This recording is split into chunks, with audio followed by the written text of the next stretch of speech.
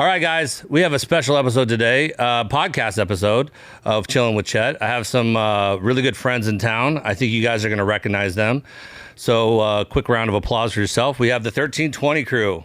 Oh, yeah. Hey! What up? How's it going? But before we get started, we all agree that we're going to do a shot of, what is this?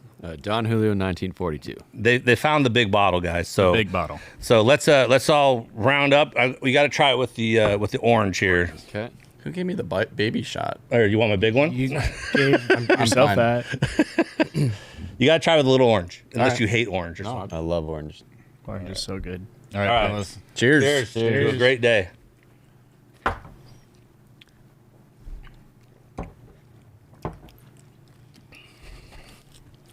All right. What do you guys think? Very good. Not bad. Right? The orange is a good little. I don't know what it is. I have a friend Tiana. She showed Never me had that. tequila with an orange. Yeah, it's a really good mix, especially with the darker tequilas. I think That makes it kind of taste like the absolute Mandarin a little bit. a little bit.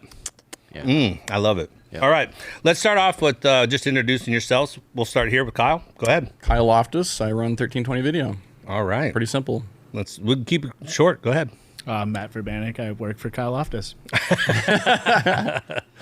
Fred White. I'm a videographer for Kyle. I've been here for like 10 years. All right.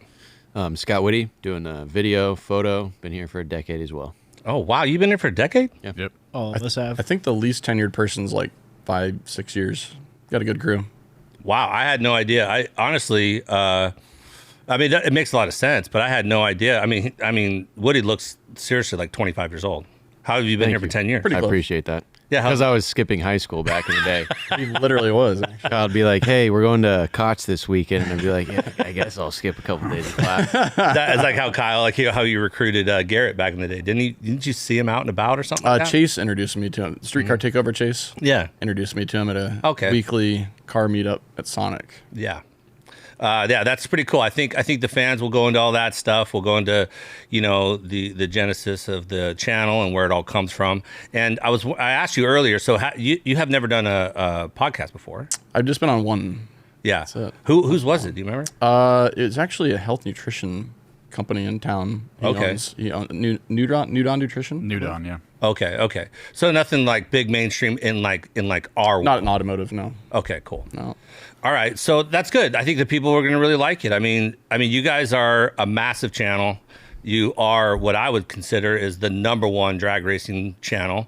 Even though, yeah, and I follow you. I followed you before as a fan. When I first met you out at a race, I keep calling it's a race week. Yeah, it's a race week because I have just one. There's different ones. So. When I first met you out there, but I've been watching you guys for a long time. I mentioned earlier today, one of my favorite ones was the gutted Tesla. Yeah. It was just such a shocking, crazy thing. Oh, yeah. Yeah. That's one of my favorites, too. And back then, was that before they really changed a lot of the algorithms? Because that thing went super viral. I think everybody on the planet It knows was that. right around when they screwed everything up. Yeah. Is that Charles?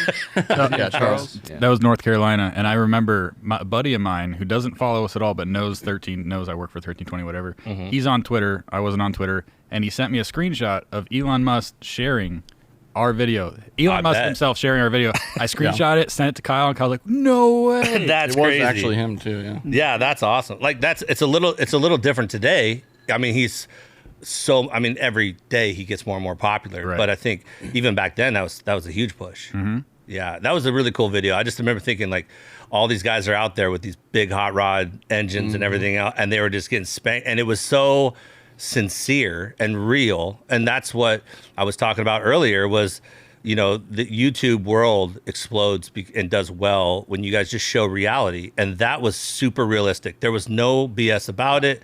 We watch our racing shows that I think we've all watched. There's one that shot around your town in the Oklahoma area, right? And then they get super produced. Yeah. And they're just not the same. But your stuff We is don't do always that, super yeah. genuine. There's no stage. There's no, hey, we're going to shoot that. Well, other than a new series we're coming out with.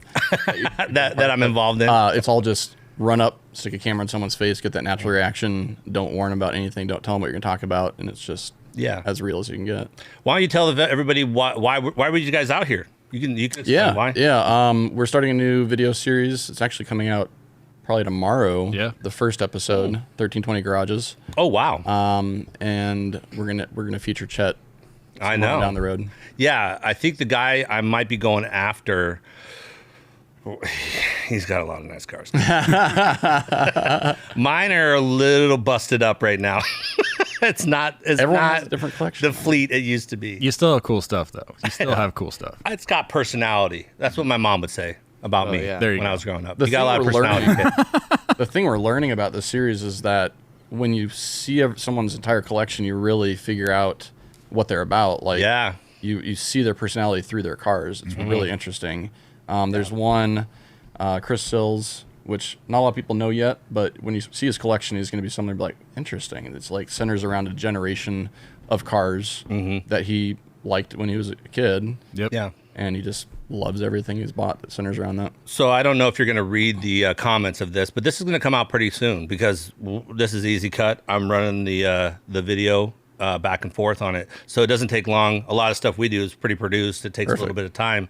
But I think this is going to come out. And I think a lot of people in the comments need to say, if their car collection is good enough. So let them know. Yeah, we're looking for some more stuff because we only have our friends. We want to network out to some new collections. Like good place to start. The other one in start. town here, which is going to be really cool, was a referral from someone else. That is something that we've noticed, that the more people we talk to and do these garages, they'll be, oh, you should talk to this guy because he's got this collection. These are all collections that like nobody's heard of. This old guy just has a bunch of cars and doesn't show anybody. It's like, those are the collections we want to show people. Oh, man. And mostly, high performance race car stuff. Like hypercars and supercars are really cool, but if something's modified and this guy's just his whole life is just super cars. unique. Yeah. That gets me really excited. If you guys start getting into a vein of off the beaten path, not shown before, not really shown to most people, like mine, I would show it to people. It just hasn't been shown a ton. I mean, over time, I'll talk about it. But I think if you get into a real network of underground footage that people haven't seen, that would be pretty dope. That's the goal too, because when I first started the channel, that was what really excited me, was uncovering cars that the internet hasn't seen before. But how can you do that now? Right. Everyone can publish a video. Everyone can make their cars famous themselves. So it's like the last vehicle we found that was something that the internet hadn't seen before was the backwards truck. Yeah, that was crazy. The burnout contest truck, right? Yeah, out of nowhere.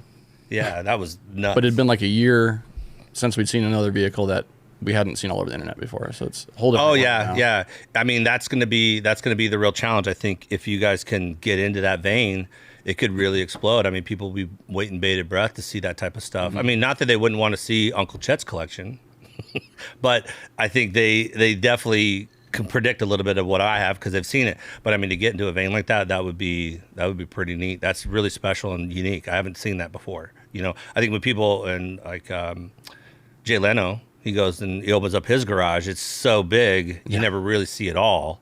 But he has a real special garage like that. But off the beaten path, that'd be pretty dope. Yeah. So today was a lot of fun. We took all my cars out. We don't need to go into that because your video is going to come out after this. Yeah. So let's just say I had them all out in full fleet. It took me a little while to get them ready for you. I've had a lot go down lately. Yeah, that's also something we found that with the struggle with these is we want to do race car collection type things, and so when you reach out to somebody, it's like, how many of your cars run right now? Like that's one of the top questions. Normally it'd be like, oh yeah, we're all good. It's like, no, these are race car guys. We know that these things break. Yeah, and I was like thinking, all mine run, but they're not all clean.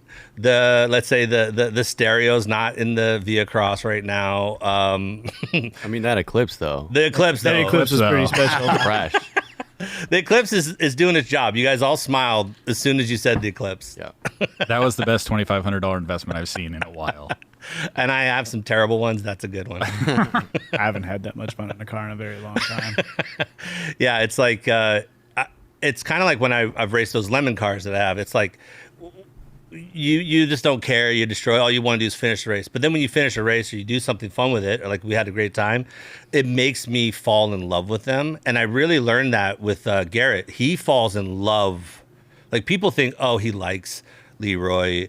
Like if he lost that, like in the hurricane, you guys know him. He would be beside himself. Like if he lost an animal, He would be devastated. I mean, you can rebuild a lot of what he has the ability to rebuild, but I mean, can you imagine if that barn fell on all his cars and just destroyed everything? And we've seen it from the beginning of Leroy. Yeah. Not a lot of people have. Like, there's a lot of subscribers that come on in the middle of that, and it's been a journey. You know, since we're talking about Garrett, that's kind of like my bridge into getting to know you guys and why I felt comfortable just talking to you. That first time I saw you on Race Week, I kind of already felt like I got to know you a little bit, and I knew Garrett before that.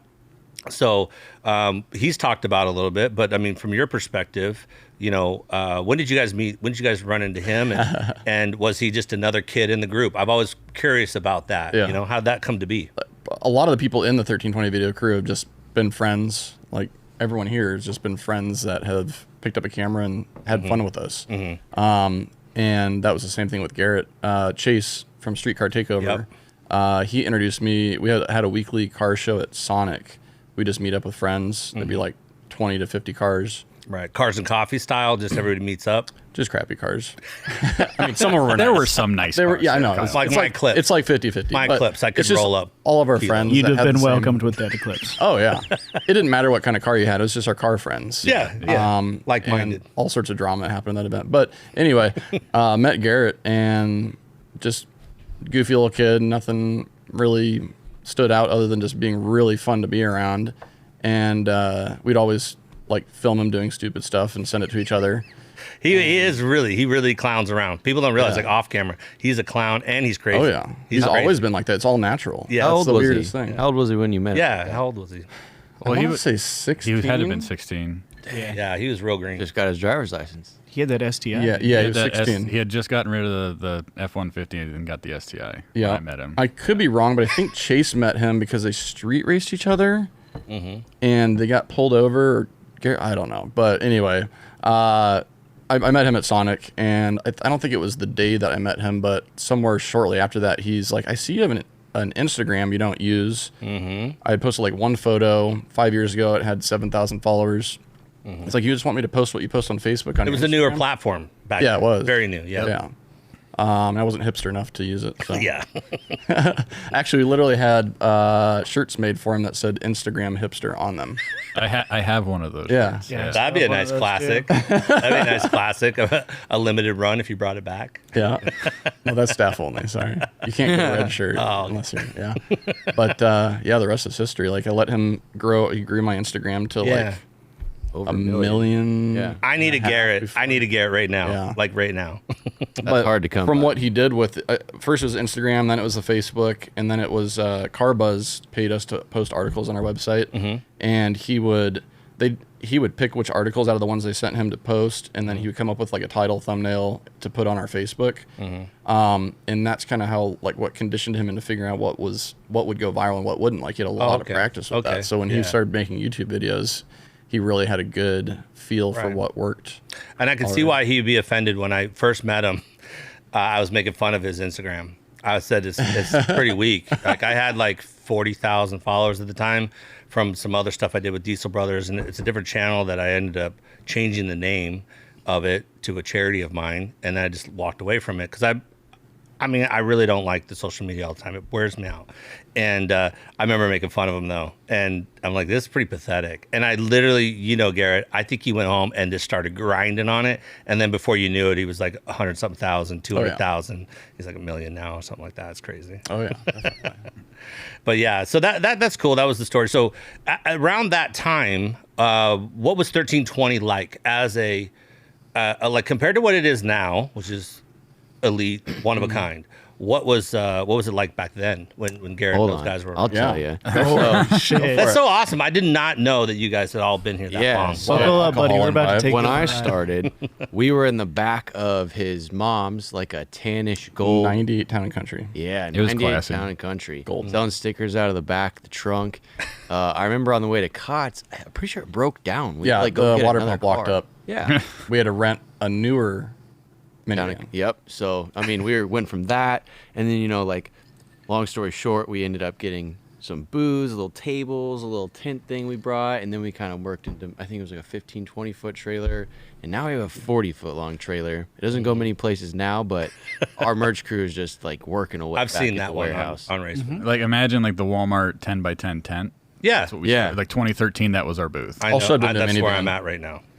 And when my mom's van broke down, we rented one, and that's when we found out they did really killer burnouts. Oh, And yeah. that's what sold me for the future, because literally The right minivans. when we picked it up in the parking garage, it just filled the place with snow. I've had a lot of fun in minivans too. Have we I had definitely two race vans or just one? Just one. Just one, yeah. Just the one. It's still kicking. A isn't lot it? of rentals before I bought one. Oh, that's right. That's right. I remember that. Yeah. Do you remember pulling U-Haul trailers? Oh my! That was Was the that- so we pulled U-Haul was like that minivan? U-Haul trailers that you like bigger than the race week ones. I 6x10 was Oh, yeah. the yeah, like and the largest. with Okay. Okay, You so- would rent it. So Chrysler / Dodge minivan, well, just transmissions in general from them are made of glass. Okay, so no idea how that minivan, all the rentals, even the race van, it's still alive, right? It's Yeah, it's actually here. here It's- in Tempe. You're gonna What? see these Yeah. boys, so they're gonna see it later. My sister drives it. Yeah. So if you see a white, Kid hauler. Does it still say race van? no. Oh. I have that plate at home. Arizona. Does it have a plates. sticker on it at least?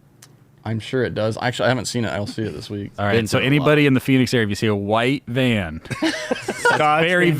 vague, but if you see a white van, it could be the old race. That's funny. She Miraculously, doesn't look anything like me, so you're not going to recognize it. Very much Nothing not, like you, nothing at all. Zero no, thing. they don't look anything Yeah, so alike. good luck. Zero thing. White minivan in Tempe. With a 1320 sticker. Yeah, that's the think she's that's the- safe. That's the part that would stand out. A 1320 sticker on a white minivan. Yeah. Or some speed tape on those front little. Oh yeah. Yes. Yeah, yeah, yeah. Okay. Okay. The If you plastic's see coming a off. neon orange or green piece of tape on the side where right by the rearview mirror it says speed tape, that's Okay. the race van. I'm gonna put that out Only there. thing- To the fan. If you guys ever see it in Wave. Arizona, let's Wave get to a picture them. of it. Yeah. Yeah. Kyle's sister's gonna get harassed. I gave it to my parents a few years ago, and they loved when people would recognize them. They absolutely loved it. But we took most of the stuff off there for my sister, so she didn't get harassed. That's funny. Yeah, so you're gonna be here for like a week or so, just hanging Yep. out. Yeah, enjoying the Arizona weather. It's been pretty cold actually. So. Yeah. Wow. Yeah, 50. real cold, bud. Yeah, where are you guys coming from? So- All of you so live in. Whitney and I go home tomorrow. Yeah, and then let's talk about this. Thursday, the wind chill is projected at -43. and that's in Omaha. Yeah, Yep, you ever and felt that before? So you might feel 43. We're gonna feel 84, 86 I'm done at degrees 43. colder. I'm good at 43. Do you want to go with them? There's an extra seat. If you want to experience There's it, nothing about that town other than hanging out with you guys. I would. There's no reason to go. Facts. Wait, we got a zoo. We have the world's Zoo's number actually- one but zoo. Oh, The really? zoo is not when worth it's going like to when right it's like now. -40 degrees, don't think the animals Nah. want to be outside either. Yeah, what's out? Yeah, not Nothing. many. Polar bears. Snow leopards. Come to the ice cream They hide. cruise, and we'll take you to the zoo. There you go. I've heard about the ice cream cruise. What is that? Is that just another Oh, like? buddy. oh, Is that? I thought that was a Florida thing. Let's go out. No, No, sir. No, okay. Oh no! It's our charity event that it started way. Kyle, and It's your event. I had no idea. Yeah, it's- Why did I not know that? The easiest way to describe this is we've partnered with the racetrack. We're really good friends with all the people that work there. They let us do whatever we want for 3 days as long as we don't hurt anybody. Yep. That's pretty much it. Okay. It's a blast. It's a party on a racing. racetrack. Yeah, That's cool. it's literally just a party. It's no serious racing. We have 3 days of racing. We got a massive car show. We had like 1,700 cars that line a 2.2 mile road course on both sides. So we back them in, and Okay. it fills the whole racetrack. It's crazy. And what time of year? It was August, but it was 115 degree heat index Yeah. this past year. So we're moving it to the end of September. Okay. It's gonna be much better. In We're the fall. done with August. And this has evolved just about as much as 1320 has. Yeah. I mean, I remember when my first time, I think even meeting Kyle or hearing of 1320 period was at the ice cream cruise when it was in a Sonic parking lot. Oh, this was Sonic very, was really it it was, for you guys. and It was very not official back then. No, like it was like Sonic. hundreds of cars come in and the cops Yeah. come to shoo us out, and it was Definitely. not Okay. professional back then. overflows and like Dollar General. Then we kind of like moved it other Okay. places. Then we were at Warner Park. It's a baseball field. Filled that up. Had multiple miles of cars lined up on the highway. Is this the video I've seen where, like, maybe Kyle, PFI Kyle, Yeah. was he racing his minivan? Yep. Maybe it was roll racing. or Yeah, something? yeah. Yep. One of the That was Like on a great. weird front of a track, but it Yep. wasn't. Okay, that's Yep. the video. Okay, yeah, I've seen those ones. One of the closest races I've had. Well, we've never published the videos. It was at like 2 a.m. because we just stay afterwards and race each other all night when no one's around. But his van and my ZR1 were just like dead even. That's awesome. It was amazing. But the event started with my friend Brandon started it. It was like 42 people, 42 cars the first year. And then there was like 100 the second, and then 300 and Hang on, 600. what year did it start? Yeah. Oh six, right? We keep talking about this. I think it 05 was 06, 06. 06. Yeah, 05 or 06. Yeah. How big's the turnout now? We approximate 12 to 15,000 people. What? Yeah. Well, Wow. Get this, Kyle. How much money did we raise for charity last year? Yeah, this is $91,000. this Holy flex cow. on him real quick. 91 grand for charity. That's 3 days. incredible. That's incredible. What was the charity? It was a group. Actually, my neighbor pitched it to me. She's a big part of it. She's a volunteer for it. Least of they my help. brethren. Yeah, least of my brethren. They help all the homeless population in Omaha. Oh, okay. So all that money That's went awesome. straight back. They actually go out and get people essential stuff. They get people bikes to get to work, and then the biggest thing they do is they will, when someone's ready to pay for an apartment, once they get a job, they'll actually furnish it, get them like a week's worth of food, move them in, Oh, wow. get them nice stuff that they're proud of, and then they let them go out on their own. That's pretty cool. That's awesome. And each year we pick something that's Yeah. relevant to what's going on. So like last year, I think it was the suicide awareness, and it was for the Iowa and Nebraska chapters, because with COVID going on, a lot of people losing jobs, a lot of rough times. There's a lot of people dealing with suicide. And Yeah. so we donated, I think it was around $60,000+ Yeah, for that. every year it's gone up an astronomical amount. Yeah. It feels Yeah. like 60 to 90. in 60 to one 90, year. and before 60 it was 20, 30. 30 or 35. Or, Every year, and every year it's a new charity, just something. I need to get involved then. Something That's Absolutely. right up my alley. Yeah. Please come up. Yeah. And it's always 100%. local. That way, Mm-hmm. it's helping the people that are coming to this, the people that are in the area. Because I mean, you can donate to charity, and you have no idea where the money goes. But I know agree. that it's That's going my back problem with it, to too. our people and to the people coming to this. You know, it means a little more. Yeah, I was thinking of doing another, like I did my one on just right now on social media with every dollar, every comment. So that recipe was pretty good, and I kind of got a good gauge of kind of where it could end up. It was 18 grand, but I think now I kind of know where that's at, and I can kind of gauge a little shorter time, a little more time, whatever I want to do. And anybody wants to copy it, I don't care. Go for it. I copied it from. There was a guy. He never shows his face, and he always fixes it. It's Chris Fix. That's it. Chris Yeah. Fix, yeah. He did one. I saw a quick one. He had a helmet on, and he's like, every comment I'll donate $1. I never went back to see what he did, how well he did, but I was like, that's a great idea. So compliments to him for giving me the idea. Nice. And it worked well. So that would be a fun thing to try with you guys, and maybe that could be something we could do for that. When it I don't know comes if we can up afford that. No, Almost I'm 5 saying, million I'm saying Facebook I'll fans. step up with it. Yeah. That could be my contribution or something. I'm pretty sure we've had like 10,000 comments on a Facebook post, just not even. Oh really- yeah, We've had- Facebook goes crazy. Yeah. If we say $1 per comment, it's like, oh, we're gonna go. Oh bet yeah, over you gotta this get one. ready. Yeah, especially I antagonize people and said try to bankrupt me. I mean, they were doing till they got blocked on Instagram. They were like, I can't yeah. post anymore. Yeah. Holy cow. Yeah, they got in trouble. 18 Yeah. grand. That's awesome. Yeah, it was cool. Oh, yeah. It was cool. But I'm down for any of that type of stuff. So that sounds right up my alley. And a lot of guys I find in our space, they don't do enough. I think they can do more. And I'm glad I didn't know you guys did that. So that's cool. I'll definitely promote it, get involved. And then I just think our space is doing well, it's successful. I think we could all do more. And I think it just takes sometimes a video like that or an event like yours, and then it's like sparks in their head, oh, I need to do more.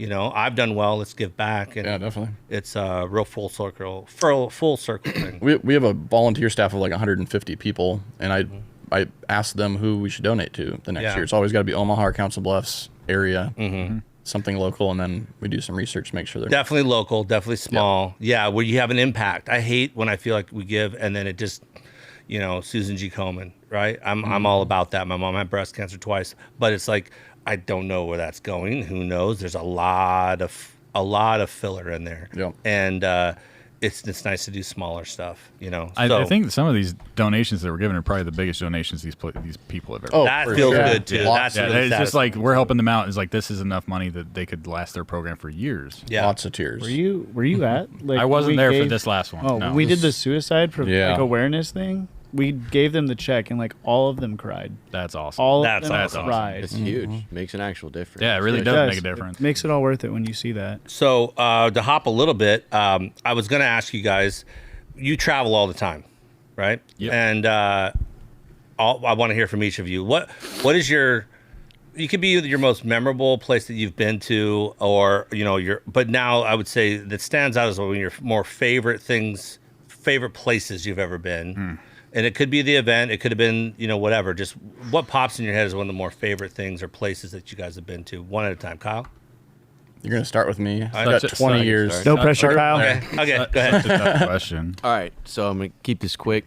Same amount of time as one would take, but I got 3. So we got Alaska. Alaska's an Yeah. incredible experience. You Yeah. never think racing's gonna be there. It's one of those photos where the mountains are just right there at the end of the drag strip. We'd all seen the photo. We all wanted to get there. It exceeded expectations. We had a lot of good time. Yeah. Germany. I went to the Nürburgring with Kyle. Not quite drag racing, but we got to go experience that. Absolutely incredible. I'll remember that for the rest of my life. Yeah. One of the best automotive experiences I've ever had. And then just recently this year, I went to FL2K. It was at Gainesville Raceway. I went by myself for that. And, dude, I just, dove right in. I got a whole bunch of cool stories, fought a lot of cool cars. I just feel And you filmed for the channel. yeah, I was just yeah. doing photos and everything, writing Okay. up stories, doing some, different follow-up things. And Nice. I thought that was really fun just because it was, I was the only one there. Not to cut you off, but FL2K was amazing to watch even from home. Yeah. It was so cool. One, because our boy won, but then it was just neat to see the world come back together again. We're healing from COVID, and everybody could come back up and travel and ship their cars up for that. I mean, that event looks insane. Those, what are they called? The little cars? The Starlets, right? Starlet. Oh, Yeah, little the- airports you and like stuff. those Starlets, don't Dude, you? well, they're rotor, and I didn't know that, and they're keeping up with freaking mullet. That's insane to me. Yeah, we see those at World Cup finals a Yeah. lot. They're Yeah. up there in Maryland. There's numbers. There's not enough footage of them. And then what are the faster cars above those? Like above Garrett? What those are are those like called? the bunch of Those are pro pro mod mods. imports. Pro mods. Yeah. Pro mod. Yeah. 2JZ, Yep. Pro Mods, RX, or not 250 RX, miles Pro an Mod. hour. Billet Yep. block, billet everything. Lots of power. There's not enough of those out there that I you just don't see those all the time. And for them to be putting those speeds down and actually getting traction, you could tell the track was prepped. It was taken care of well enough to hold all those cars. Jason Miller track prep. Yeah. on that Jason one. Miller. That's what it was. It was just awesome to see so many good passes. Yep. That was It a doesn't really always cool show in event. video, but their wheels are touching the ground about half the time. They're like, bam. Yeah, barely. Yeah. So wild. They literally why those up in cars the air. can't They look so for half squirrely. of the track. They look so squirrely and fun. Yeah. Terrifying. Are you gonna build one? You told me JD, I were you couldn't gonna go build back anything. to your roots? I can't build anything, but I would love to have somebody around that could be like, "This is my jam. Let's go." Go to You Puerto know? Rico. I Puerto know. Rico's where they're at, man. Yeah. Puerto Rico. That's where Mech Tech, Get that's you- Loquito Killer. That's where all the little starlets. I mean, yeah. Puerto Yeah. Rico. Puerto Rico. All right. goes And it'll hard. be some back garage that looks like it was put up 50 years ago with tin, and you go in there and it's got a 6-second race car in it. That's just insane. It's to me. wild. That's so wild. All right, Fred. Where's some of your place? All right. I'm going to have to go with Witty on this one. I don't have a number one on this, but Sweden for street racing. Man. The three of us went. How long ago Yeah. was that? When was Oh. that? 4 years ago was the last time we went? It's been too long. 4 or 5. honestly. We would like to go back Yeah. soon. They actually just moved Wink. their street Yeah. race to the track. Aren't they big about bringing this in year, at least. modern muscle, modern cars over there, or not there? No. What's their car? They're about 20 years in the past. Yeah. So everything. not modern. I'm sorry. Older, Yeah. older Yes. American, right? Yeah, Yes. yeah. So Yeah. a lot of Technology. it'll be they'll do Opals. It's like Yeah. a European American. So Opals is like a GM brand or whatever. But big block nitrous was a big thing I saw over there. I don't know if it changed since you guys went there more recently. No, it's about. But the same. LS twin turbo is a thing over here huge. Over there, not yet. It's just Right. not there yet. Turbos weren't huge over there. Was a couple car with turbos, but not huge over there. But just the street racing. It's just I had filmed street racing for years. We go over there. The first test hit we did, we shut down an interstate to do a test hit. My heart was beating out of my chest, bro. I'm telling you, this That's wasn't the my good first stuff. street race, and I was out there. I was like, we just shut down an interstate in a country I'm not familiar with. I don't speak the language, and it's we just had 7 cars. Was it behind us. organized, or the people Very just did it? very organized. 7 cars behind us. They just fan out and then stop on the interstate. And then almost every car there does 2 burnouts: water burnout and a track bite burnout. Okay. Because they don't have good prep. Dude, So they do on the water. interstate- They're laying their prep down So imagine how long it takes somebody to do a burnout, roll back, and then hit. He does 2 burnouts. Rolls with back. the traffic stop. They're not in a hurry while they're doing this. They are not. It's the most organized street racing you'll ever That's see. incredible. We've got- We could go into. I could talk at nauseum about We could like, just do a how podcast they on do this. this stuff, but that race. It's been going on since 1983. 82. When I 82. was So this is the 40th year Yep. right here. Wow. This year's the 40th anniversary. But that race was just epic. They had so many problems with the cops last year that they moved it to the track, unfortunately. So this is the first year it's been. They started getting onto it. Well, social media blows it all up now, so they can find stuff immediately. If they're hip to it, they just find it. Yeah, but there's nothing like stock. I haven't been, but I've heard from them, and I just want to say that this sounds like just about the closest thing to Fast and the Furious. It was. It is. It does. It sounds exactly Like a little Wild. 15-second rundown of what he could talk about for probably a few hours. Yep. They like meet up. There's a race master, and they all have to like race in their spot. And then when they're done, they have to call in and get to the next spot.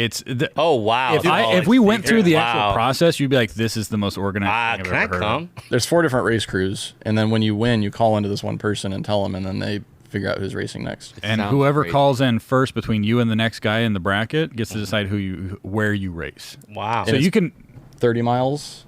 30 miles Between north from and south. north and south. So if you let's say round 1 you win, 2 seconds after they break up, you have 2 hours to do your first hit. Okay, you go out there, you find a spot, you do the hit, you call him, you say I won. Okay, and then you wait for the next guy to call in, the next guy in the bracket.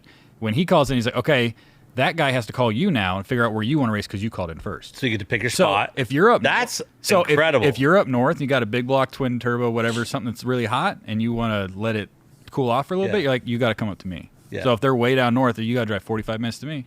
Wow. And then, but if you don't call in first the next time, the other guy can. There's so much strategy. There's something like that. It's just such an organized street race that I was just blown away. That's pretty cool. Yeah. And then that Brazil and then Dubai. I'm not going to go into detail of those two, but like those 3 were probably my favorite places I've ever been to. Alaska was so cool though too. Yeah, I'm sure that was a good one for everybody. Alaska. All right, Matt, what are you thinking? I'm just trying to think of some stuff that hasn't been said already. I will say I enjoyed going to Puerto Rico and experiencing the car culture down there. Those people just eat, sleep, and breathe racing. Matt loves rotaries And the rotary world down there. So Matt felt like so at home. I know nothing. Matt was like, "Oh, this is awesome." Yeah, it's just such a cool island. The people there are so happy and so willing to like treat you like family. Yeah, that's cool. Brazil was really cool. That was a really cool. How long ago was Brazil? Brazil. 19. Yeah. 19. That was the last place we went international. Actually. I strangely have a lot of Brazilian followers. It's actually a and really they cool love place. the Tesla stuff. Random. Really? You know? They love the Didn't know Tesla that. videos. Yeah. I would not have. Yeah, Australia. It's like right below Australia for me. Ooh, Australia would probably be my third. Oh yeah. Yeah, just Australia was cool. I loved the burnouts. It's crazy. Also, it's just crazy to be there because like everything's backwards. Like you drive on the wrong side of the road, you sit on the opposite side of the car. That was like a really cool learning curve to get over. And then kangaroos are everywhere. And How'd that go for you? I got hit by a truck like leaving the airport. Oh, okay. Wait, in a car at least? Yeah, in a rental car. Okay. It didn't matter. I had insurance for the car. And there, Was it your fault because you're on the wrong side? Or I'm driving and then I hear like a bang and I look over and there's this backside of a truck like on my editor's like passenger side window and I'm like, oh fuck. And so I swerve and I go over the line because I'm in my lane. It was a learning curve. It was a learning curve. I'm pretty sure this is the first time any of my crews traveled without me internationally, and so it's like you didn't definitely go. get the insurance He on was the not car. there. So luckily, you had the insurance on the car. I think I went right when he left the airport. I think it was in Dubai before that, Oh yeah, okay. and that was even more scary. But Fred had a few tickets. I had one. Oh yeah, you went I had solo. one ticket. just pay Fly. it. Tickets over there, just pay it.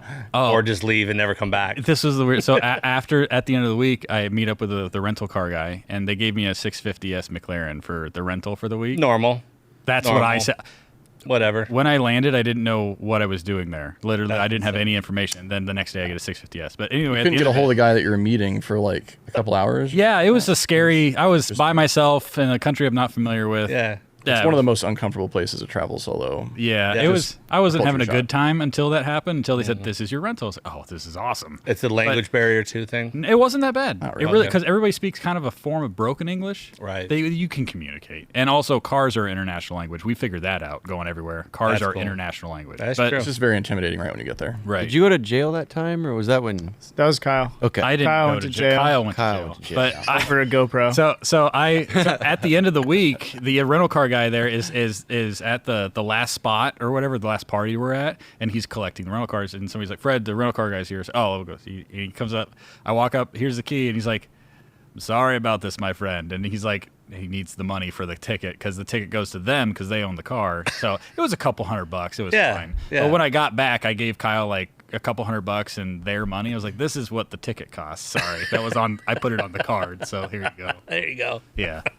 And Kyle, what was your spots? Oh boy! As you're talking about all these, I'm agreeing with all of them. It's so hard to think back. Literally, I've been filming for 20 years, so it's so hard to think back. But like the first time I go to anything really cool is always my favorite. All the international trips have been amazing. Australia is the number 2 to the U.S. for motorsports in my eyes, and so that's obviously awesome. They don't have real quick. One thing I learned from Jackson and Jimmy is they don't have the newer car parts. A lot of the stuff they're using down there, it's like some of the older, they're reusing a lot more than what America. We can just get a fresh part all the time. So some of their American style parts that they're using, they're very limited. Remanufacturing and cleaning them up and reusing them. They have a lot of the same stuff we do, but it's just more limited. Like they only have so many. Like, and shipping down there is a pain in the butt. I will say this: they have Plasma Man down there. So if you guys you've heard of a Plasma Man intake manifold, or they're like $7,000 intake manifolds. Oh wow! And they're all over the U.S. on the top cars. So we walked through that shop, didn't we? Yep. And Plasma Man, Haltech, and we walked through Pack Performance too. Everybody's so nice over there. It's like, oh yeah, you guys want to walk through the shop? Go for it. Yeah, that's probably my favorite country to travel to, just because they speak English, they're super friendly, and they like to party. But we all agree with that. That's good. the first 3 to 4 years of TX2K was just epic. Like if you go to TX2K now, it's absolutely nothing like it used to be. Yeah. I want to talk about TX2K, so don't let me forget. Yeah. But the feel of the street racing there, my friend kept coming back year after year telling me about this, and I was like, there's no way this can be how he's saying. And I went, and it was even better than what I thought. That's awesome. Like everyone stayed at the same hotel back then. There's a 2-level parking garage, and it's literally like 200 to 300 high horsepower cars all in one spot. So you find like 3 people that have the same horsepower as you, and they find 3 more people, and all of a sudden you have 40 cars going out at the same time, but within 30 minutes, and you street race for 20 miles that way. On I-10. Yeah, on I-10, which you can't do anymore. No, the last 5 years, anytime. They shut it down. There's cops just lining that road. And then if there's a cop like towards the end of that cruise, then it takes 3 times as long to get back to the hotel. But then you get back to the hotel, and 20 minutes later, you got another group going out. And that's literally for 8 hours. Wow. And back then, never would have known I that. swear the cops just let it happen. Like they knew what was going on. We were pretty responsible. Yeah, more cowboy. Yeah, and that happened until about like 16, 17, and then just kind of. Yeah. But yeah, COVID ruined a lot. That really changed a lot of. Well, too. 16, 17 really got cracked down. Everybody was going just more in the outskirts of town, outskirts. Yeah. Yeah, I-10 got shut down. That's all fucked. Yeah. So Australia, and then Santapod in England. Okay. It's about 2.5 hours outside of London. That track is one of the coolest places I've been. It's just an entertainment facility. It's not just drag racing. They have drag racing. Everybody stays at the track. Like 15,000 people stay at the track. They camp there. Oh, There's only camp. one not staying there. Okay. So I didn't really feel You didn't comfortable know. going over there for the first time and camping with somebody. But anytime there's downtime, there's like an event field where they have a whole bunch of different. You've seen the car football. Where you hit the car with, or you hit the ball with the car. Yeah. They were doing Top that. Gear. They had like drifting. There's like an amusement park with rides. There's a concert stage. It's just. What are the cars? What are their like main cars there? Are they older American too, or what's the main? Well, when I was there for Streetcar. Door Slammers, which is like their streetcar event, it was cars from all over Europe. So my favorite car there was an all-wheel drive 68 or 69 Camaro. That was a really cool one. Yeah. So wait. Was that full custom, or did they take another drive line completely custom. put the body on it? Yeah, Oh completely wow. custom. Yeah. Wow. That's cool. I think they used like Cyclone front diff. Yeah. And there was also there were 2 guys from Poland. I forget what the other car was. It was all-wheel drive. Wasn't there an Evo? Oh, yeah. It was LS swapped all-wheel drive Evo. I knew it was. Wow. So that's a track that the 3 of us have not been to. Kyle went to that one by himself, so I'm very jealous. That's it. I didn't know you guys ever traveled by yourselves. That's interesting. Yeah. A couple times it's happened. Yeah. It's tough to travel with all 4 of us internationally, especially because you usually have to have a tour guide. So then that makes 5. And then you have to have 2 Another or car. 3 hotel rooms, a separate car. It's just difficult. So I go solo or bring one person, and it's hard to balance that. But we need to go back traveling international again. Yeah, It's yeah, been yeah, for way sure. too long. For Did sure. you have COVID any? made it. Did you have any more before my? Alaska, Yeah, I knew that was definitely good for Alaska. you. the last Insane. 2-3 years. Like it's almost an international trip. They're part They're of the US, launching the but- car. If you guys did not have seen my that God. one, I mean, a lot of people have.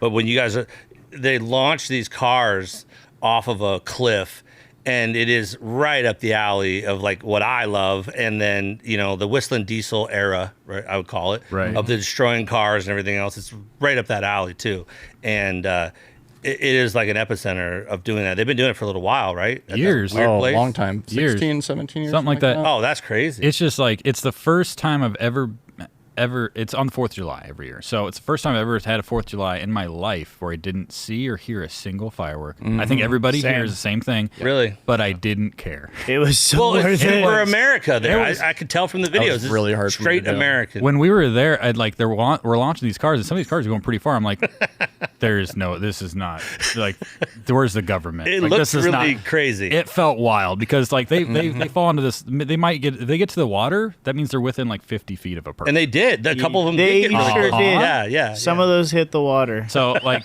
that video got demonetized for a little bit, right? Yeah, it did. That was 'Cause great. I think it's we just had- too shocking. Okay, so I think it was because one of we had a couple GoPros that we sacrificed. Oh, yeah. but we put the One's still in the hill. It's one's still in one's the- still on it's that part of the cliff. hill. I think the most epic angle was when Kyle he taped a GoPro to the headrest of an F-150. And when this thing went over, that was the angle that you see, and you're like, this is what I would Point of view. This is what I would see if I was going over the hill. Yeah. And I think that was the thing. It was like, I wanted that shot. That was the one shot Yeah. that whole trip I had to get was good. the It was view good. if you're in the car, and it just happened to go straight down. Oh, it was perfect. it was when you see Nailed the it. shot in the video, it's like that's epic. But Only that's 3 cars I sacrificed GoPros to. yeah, and- that was probably the reason why it got demonetized. Just for a little bit though. I think it's monetized again. Though. yeah, it was like a day. Scared We'll YouTube. come back to what else happened in Alaska. Is there anything else there?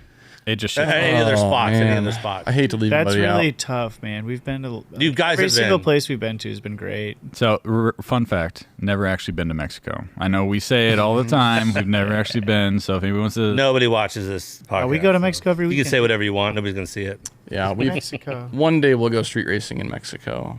Yeah, But for real. It has to be the right timing, the right person, the right crowd. I'm gonna be your tour. I'm gonna be your guy that can talk to Uncle people. Chet, Uncle Chet's gonna Trust me, I'm the guy. Tio Chet. I don't speak any Spanish, but you don't have to. Oh, that's kind of problematic.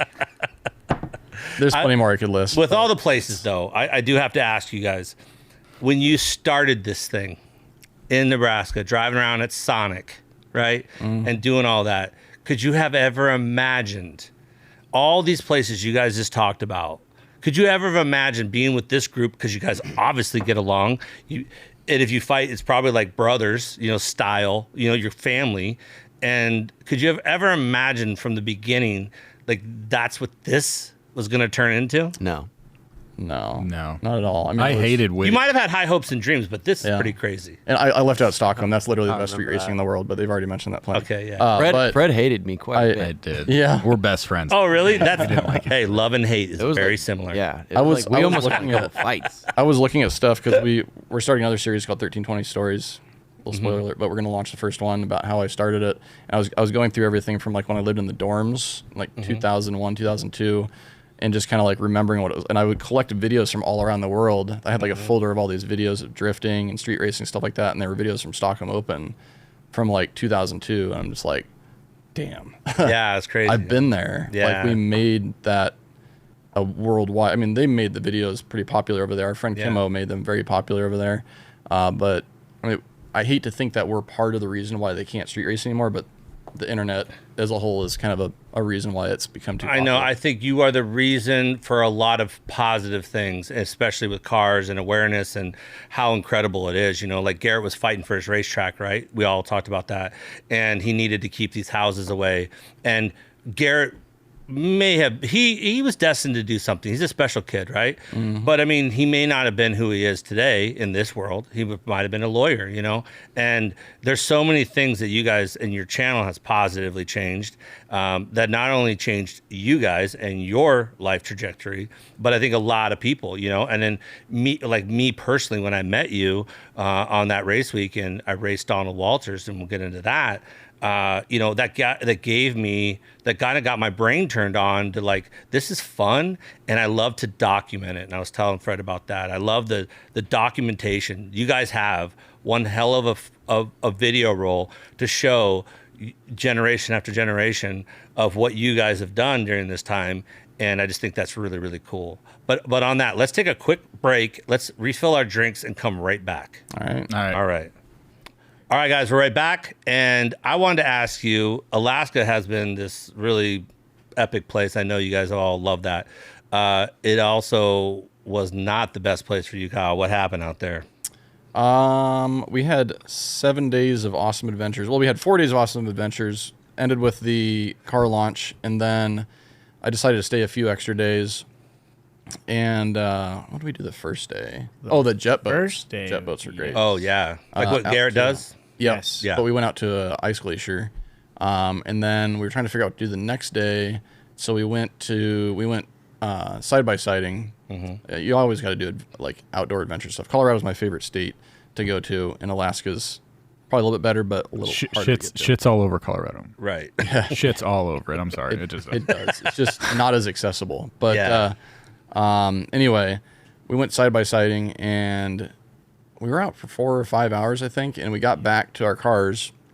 We're going to do one last run, which is like a speed run up this road just so people can show off or whatever. Mm-hmm. And the guy I rode with was either going too fast or took a weird path down the road and hit a pothole or something. It all happened really fast. Yeah. Literally, my phone, I was recording for like a minute and a half, and right when we hit something, or I don't know what happened, my thumb hit the record button, and that's literally what recorded is what I remember. It was like it happening, and then like a split second of like tumbling, and I don't remember anything else. I have a half second of tumbling on my phone. How fast do you think? 50 to 60. Yeah. I mean, they were like what did those top half a out mile at? behind us. Oh, they'll go 80. Yeah. I He was would probably say close 50 to 60. Yeah. He was probably close to maxed out. Mm-hmm. I was right behind him, So- and like we were probably doing like 45, 50. behind Yeah, him. probably. And so like it's dusty, it's dry up in Alaska at that time of year, and so the whole way we're chasing him, it's just like cloud of dust. Yeah. And I remember there was a brief like minute or two where there was no dust, and I'm like, oh god, they're gone. And then all of a sudden it was dust. I'm like, we're catching up, and then we came over a hill, and there's a side-by-side on its side, and there's a person laying down next to it and another guy holding his head, and I'm like, Oh, no. this isn't good. And I was like, please don't let the person on the ground be Kyle. And of course it's Kyle on the ground. That's terrifying. And I'm like, are you okay? And he's like, I don't know where my phone is. So everybody's like around Kyle Number the one whole concern. time. You're like on repeat, just wanting your phone. Yeah, and I'm looking for his phone. I forget her name, but she's like, what are you doing? I'm like, I know it doesn't seem like it now, but as soon as he comes back to consciousness, the first thing he's going to want is his phone. Stupid So phone. we have to find this stupid phone. And I wasn't in the hospital, but I was in bed for like a month after my Tesla crash. And then I remember seeing you didn't make videos on your channel, but you had a Instagram post or something. Yeah. And you were in a collar at the hospital, and I was like, oh crap, reached out to you, but you had told me what happened a little bit. And I could really feel for you at that moment, like being at the hospital and having a bad wreck. So anything break, anything? No, it crazy felt like that? everything broke. I've never been in a bad accident before. I've been in a You were few really in a small lot of ones. pain. Yeah, it was pretty bad. My shoulder, my arm, my wrist, everything. The thing that scares me the most about side-by-sides is the hands. Yeah. And even legs coming I have out. to have surgery in a few Yeah, weeks. show 'em your thumb. Because Oh, my thumb is... What happened? Did it come it out tore, or it just tore the ligament here? So they're going to pull a tendon out of my wrist and put it in Repair place it. where the ligament was at. But it didn't go out and get smashed. Just somewhere. No, well, in the wreck I it think hurt it. I think I put my hand over my head to protect myself, and it like got torn out, or like gravity just like flung it out. Yeah, it's pretty violent. And grabbed onto something. Because I forgot, like instinct is to cover your head, but I had a Yeah. helmet on, so it didn't really matter. So I should have just been like. Yeah, that's the yeah. But this is still messed up a little bit, but I didn't break anything. Yeah, I mean, you definitely got lucky. I mean, for sure. That was my first time in shock too. That was very interesting. It was Right. like 3 hours of a mental shock of like just trying to Physical come shock. through and physical. yeah, just because it like instantly you feel like really cold, like it was 50 or 60 out, but it felt like 20 for like 3 hours, and it was a 2-hour drive to the hospital. Yeah, well, you have a massive adrenaline dump, and like I broke ribs, I punctured my lung, I broke my foot, I broke my knee, and I was up walking around, you know, and it's not because I'm tough. It has to do with just adrenaline at that moment, and they all felt numb, all those areas. So I'm assuming, did your thumb feel like numb? Yeah, everything was numb at first, and then it took like an hour for it to slowly come in. The pain kicks in. Yeah, it's terrible. And I tried getting up a few times and just instantly passed back out. Oh wow! Yeah, wow. Because we spun so many times, it's like. It can mess up like your vertigo. You were kind of messed up for a while. I still am. I actually, for 2 months, I got dizzy. Every time I look up to the left, I would get dizzy. And I saw my doctor, and she referred me to an ENT. You can actually, I didn't know this, but I know now, there's crystals in your ears. And like if you do certain motions, you can pour those crystals out, and you have to pour them back into the right spot. So the ENT literally laid me back on a bed, a little bit more than horizontal. And then she had me turn my head, I think, to the left. It's like when you have to recalibrate your drone. Kind of. Yeah. But like the crystals were in the wrong spot, so I had to pour them back into the right spot. And literally after 2 minutes, I was cured. Do I have crystals in my ears? Yeah. In your cochlea, right? Yeah. This is a real thing. Can I sell them? You don't want to. You need those, I found out. They're good crystals. There's not a whole willow thing going on Those in are your witty ears. crystals. Those need to stay with witty. We did that once, and it was fixed. And she's like, wow, I've never seen that work before. I'm like, me neither.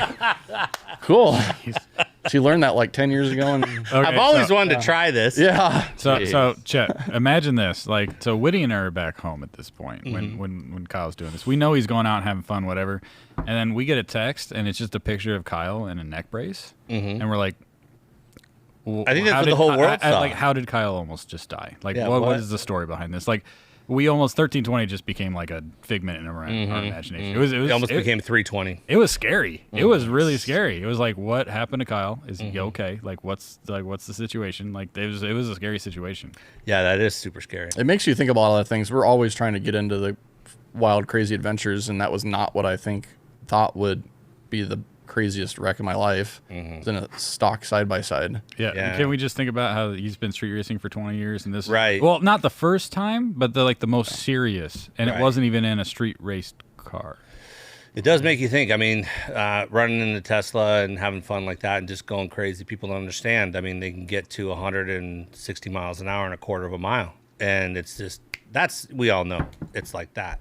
And, you know, being a passenger in a side-by-side, which you're not super familiar with, you don't own them. Yeah. And then being out, that's kind of scary. Are you a little gun shy of them now? Or I haven't ridden one since. I didn't really ride in many to begin with, but I'm not really anxious to get back in one. I would say you should come ride with me, but don't. No. And I would definitely not say don't ride with JH, and definitely don't ride with Garrett.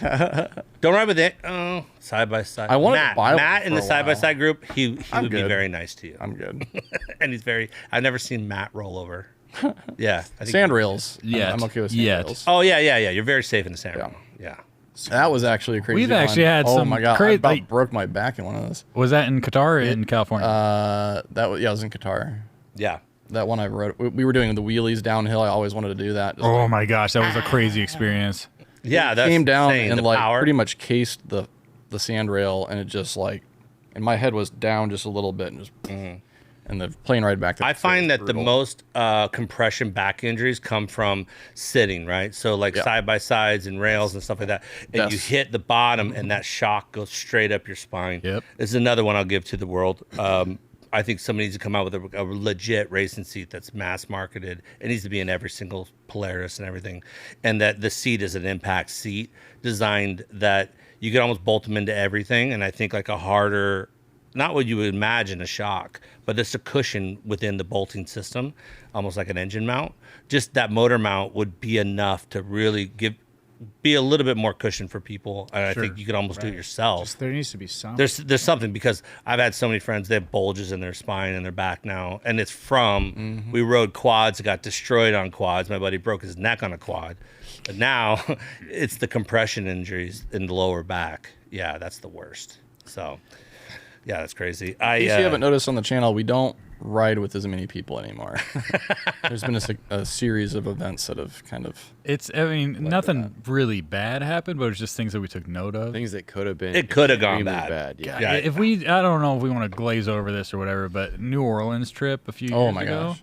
Like, I was going to ask you, when is one of the craziest events? no, okay, so that was you guys have shot at? That was the worst event, and we didn't even shoot at it. Yeah. I would say. What do you mean? So I'll quickly tell a little bit of the story, Kyle. You can chime in whenever you want. But so we go down there for a half mile, and it was a want to go fast event. At an airport? Yes. No, on an Was airport. it? It was, NOLA. it was at a racetrack. Oh, okay. Road And they course. were using the front Straightaway. straightaway was Oh, okay. the front straightaway was really long, so they were using that.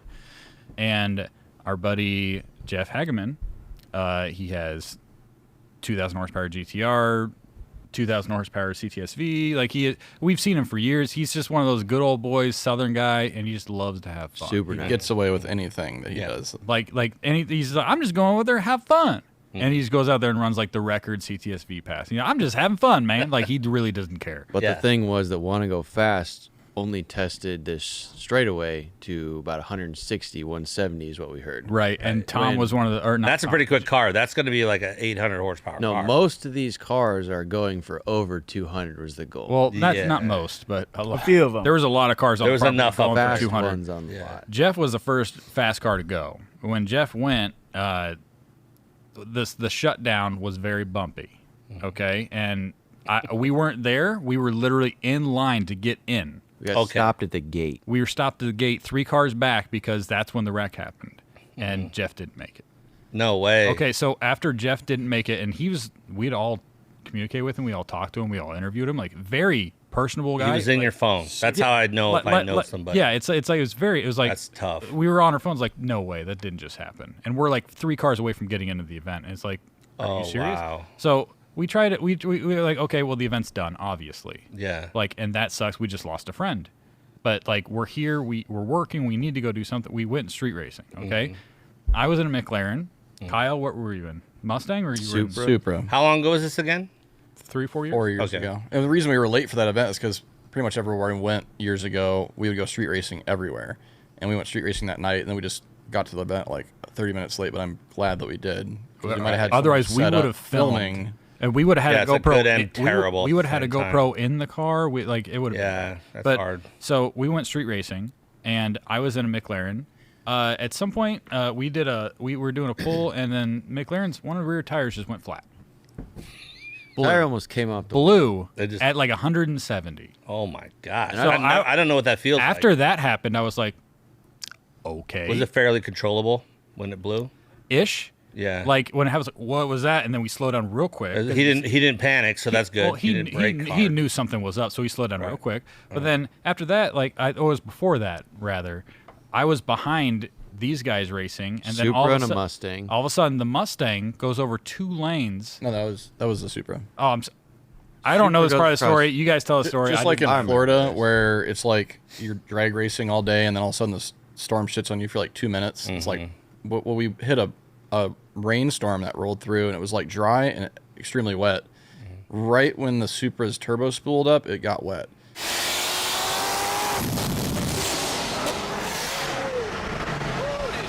I was right behind him. I saw Kyle go 2 lanes over.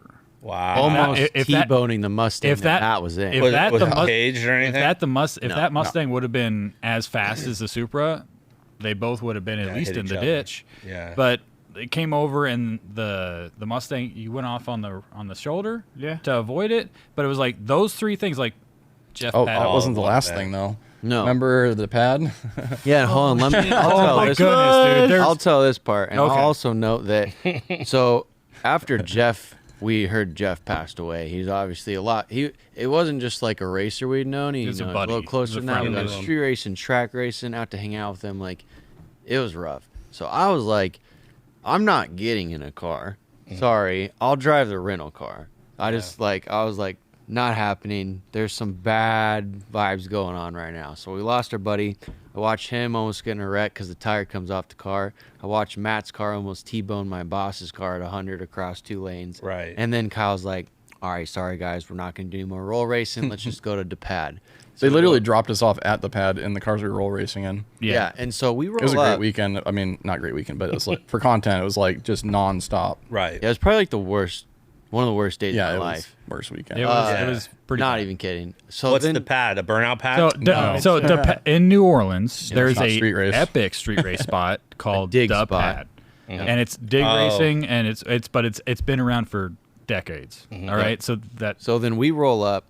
You know, I think we might have filmed like a motorcycle on a cargo or something. We but filmed then a chick on a motorcycle She wipe crashed. out over. Yeah. oh my god, that was awesome. that was that was just within the first 60 foot. She was okay. It was just a weird. She did. Can I just say something on that real Yeah, quick? for I don't want to sure. interject, but No, you're good. the boyfriend came up to me and said, "You gotta film my girl race," and I was like, "Okay, so I'm serious." And I was like, "All right, bro, I'll film her." And as soon as she let go of the clutch, that thing went left into the median, and she got off the bike real quick. And I was like, I mean, I filmed it because he told me to film it. That made the video too, so good for him. By the way, but- just to set the scene, this is the most hood street racing spot in the world. Like, there's a guy barbecuing in On a trailer. On a behind trailer. his what I truck. describe as real hood is when they sell like, sorry. mixed drinks in their That's own what it was. cup. that they Margaritas, sell. right? Dude, we got margaritas down the street. It was my We got birthday. margaritas. Yeah. Okay. We got my birthday. That's We got- super That hood. actually was a pretty good night. When they have their Yeah. custom Compton mixed is, drinks. is close. Atlanta. I will say the best tacos I've ever had were at a Compton Street Race. It may not be the most hood spot in the world. Anyway, there you go. It was pretty hood though. We've been to a lot of hood spots. So after we lost our friend, after I almost watched all three of my Yeah. coworkers have a bad accident, we go to the pad. This lady crashes, whatever. First 60 foot, she was fine. Yeah, that was. She rolled off the bike. It was fine. Jeez. Yeah. So this guy pulls up, purple Fox body, stock seatbelts. No, That right there puts me on edge. yes, stock No seatbelts, cage. no helmet, no cage. Helmet was in the passenger seat. Literally nothing. This car is named Purple Kush, and this dude is like pumped up, ready to go. I think it was over 1,000 horsepower. Whatever it was, Damn he didn't near. handle it. Damn near if it So wasn't. he launches. It goes like skirt, skirt, skirt, and then into a telephone pole and rips the car in half.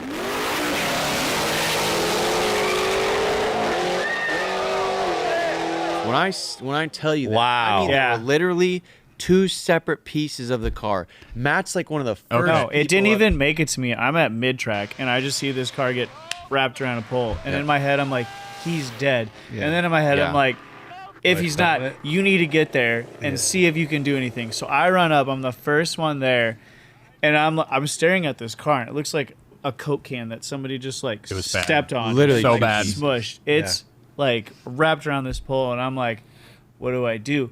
And some dude comes up, runs up to the car, grabs this thing that I can't even see, and pulls it out. It's the driver. Driver goes, spits all of his teeth out Yep. over the hood of his car. Pick him Wow. up, put him on the curb, and he's coughing up blood. His eyes are going back in his head. His Everyone's eyes- saying, "Oh, he dying! He He dying!" dying. And then people start going crazy. Yep, there's a mob so of people, bad. and I'm like, we need to get the fuck out of here now. That's crazy. But it doesn't stop there. He hits us up 2 days later and goes, "When's that video going up?" I want to see that video. Kyle could take this one. Kyle fielded the email Yeah, on this I- one. yeah. You're like, it ain't gonna come out, bro. Anytime anything crazy happens, we talk to the driver, make sure they're cool with the video Yeah. coming out, make sure they're okay, because we don't like drama. And he's like, oh, I'm ready. You publish that whenever you want. I'm like, all right, here we go.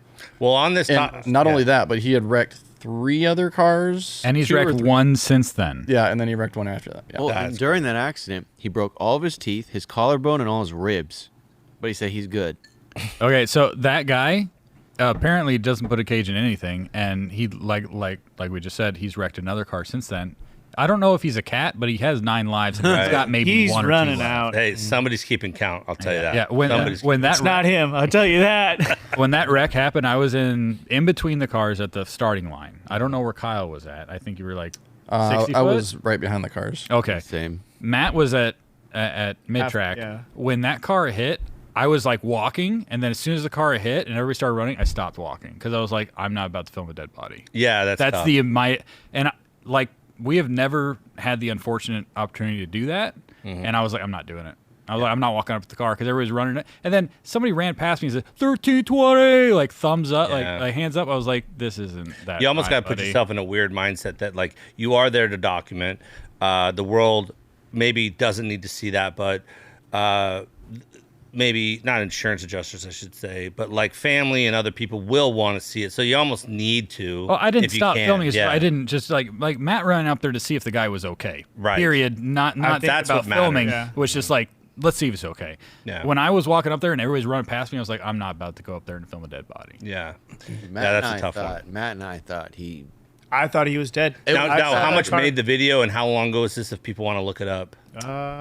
It was Like 4 years ago? 4 years ago. What was the event you think Just they could search look the up? pad 1320 video. Yeah, the pad 13. But the whole DA. point of this was Okay. safety. I'm pretty sure that's the thumbnail. That's was why that we car. made this was for safety. Yeah, like to show it's like not how bad it cool can be. to not have a cage or a helmet. No helmet. Right. And the car was so light and chopped up that they literally Yeah. it was out of the groove. So Like they a This is the picked up craziest back part, and they Chad. mo- Listen. The one person picked up the back end and just moved it, and they're like, "All right, we're good."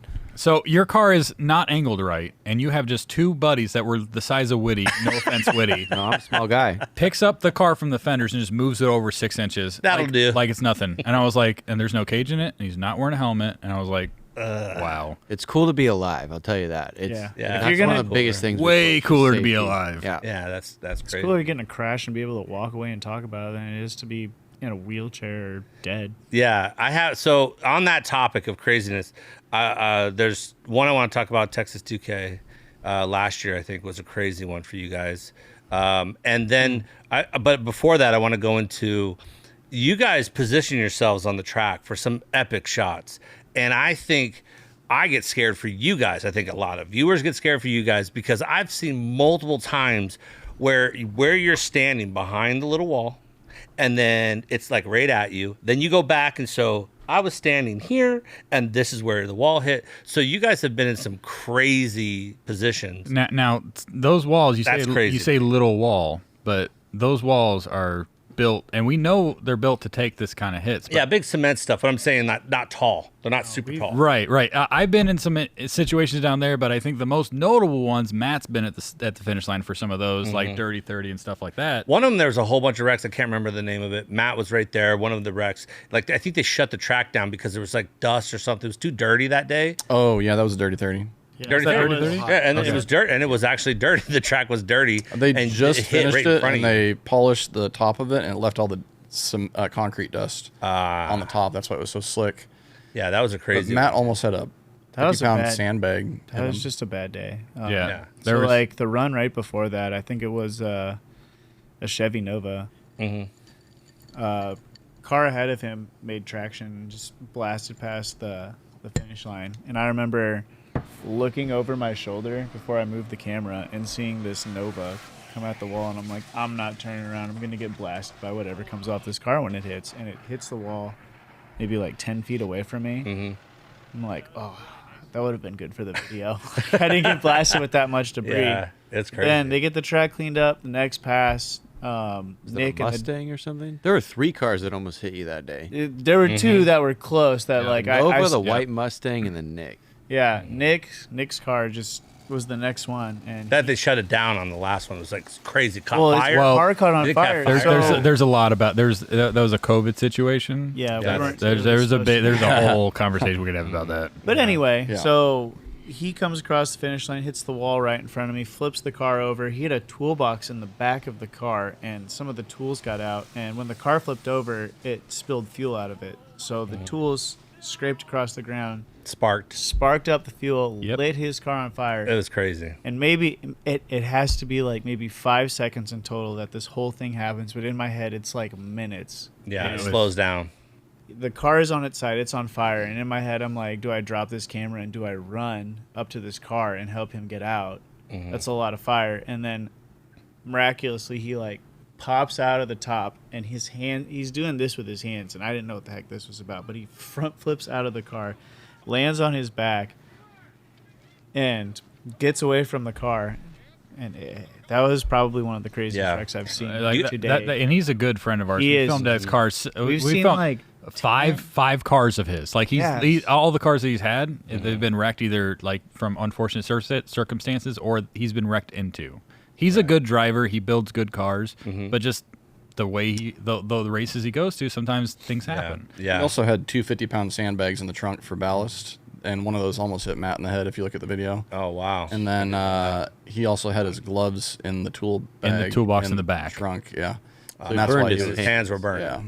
So with those events, and we talked about New Orleans, and then like that, and then Texas 2K. I think it was last year, right?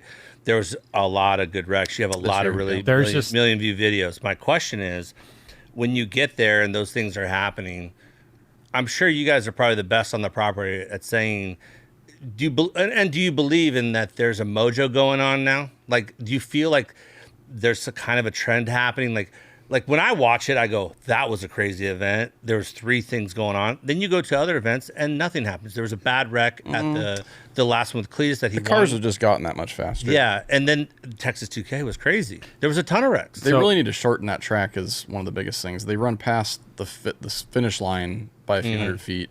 And like you have all these mile-an-hour records that they want to keep resetting just to keep the excitement going. But the cars are so fast, just like with TI where we didn't have enough runway. You just got to pull it back at some point. Yeah, they're too fast. TI was a roll race event, like the first roll race event. I think that was up there, and it was like all the biggest shops, T1, Underground, AMS, just any of the big shops that could build any car that was worth anything at roll racing would come there. But that was only 1,500 feet. Yeah, was it? And I think the record was 230 with Tony with the GTR. Well, they do 1,500 feet at TX2K. Yeah, it probably was 1,500 feet, but the shutdown was not 0, bro. And and they didn't shut down the whole. Like this is a 3-1 runway airport. They didn't shut down all 3 runways. So and that was 6 years ago when the cars weren't nearly as fast as they are today. They're so fast now. Yeah. So when you're going, when they like, 236 looks good on the board, it's like, but slowing that down, especially with some of the drivers, it's like, honestly, when it comes to some of these cars some of these guys that have super high horsepower, like high end cars.